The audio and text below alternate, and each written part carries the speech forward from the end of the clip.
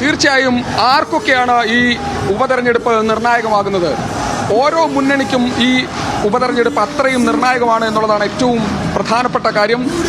ഇപ്പോൾ ഭരണത്തിലിരിക്കുന്ന CPIM-നും LDF-നും, പ്രതിപക്ഷത്തിരിക്കുന്ന കോൺഗ്രസിനും ലീഗും ഉൾപ്പെടെയുള്ള UDF-നും, അതോടൊപ്പം തന്നെ PV അൻവർ എന്ന ഒറ്റയാൾ പോരാട്ടത്തിനിറങ്ങിയിരിക്കുന്ന തൊട്ട് മുൻപ് വരെ LDF-ന്റെ MLA ആയിരുന്ന PV അൻവറിനും ഈ തെരഞ്ഞെടുപ്പ് അത്രമേൽ പ്രാധാന്യമുള്ളതാണ് എന്നുള്ളതാണ്.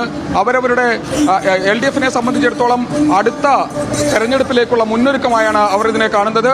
കഴിഞ്ഞ ലോക്സഭാ തെരഞ്ഞെടുപ്പിൽ വലിയ തരത്തിലുള്ള പരാജയം ഏറ്റുവാങ്ങിയ LDF-നെ സംബന്ധിച്ച് അടുത്ത നിയമസഭാ തെരഞ്ഞെടുപ്പിന് തൊട്ടു മുൻപായി വരുന്ന ഉപതെരഞ്ഞെടുപ്പിൽ വിജയിക്കുകയാണെങ്കിൽ അവരെ സംബന്ധിച്ച് മുന്നോട്ട് പോകൽ വലിയ ഗുണകരമായി ഈ തെരഞ്ഞെടുപ്പ് മാറും എന്നുള്ളതാണ് അവർ ലക്ഷ്യം വെക്കുന്നത്. അതോടൊപ്പം തന്നെ UDF-നെ സംബന്ധിച്ച് കഴിഞ്ഞ 2 തവണയും നിയമസഭയിൽ തോറ്റ ഭരണത്തിലില്ലാതിരിക്കുന്ന UDF-ന് നിലമ്പൂർ തെരഞ്ഞെടുപ്പ് ഒരു പ്രധാനപ്പെട്ട തെരഞ്ഞെടുപ്പായി മാറുന്നത്. ഈ തെരഞ്ഞെടുപ്പിൽ വിജയിച്ചാൽ അടുത്ത നിയമസഭാ തെരഞ്ഞെടുപ്പിന് അതൊരു മുതൽക്കൂട്ടായി മുമ്പോട്ട് പോകാൻ, കരുത്തായി മുന്നോട്ട് പോകാൻ അവർക്ക് കഴിയുമെന്നുള്ളതാണ്.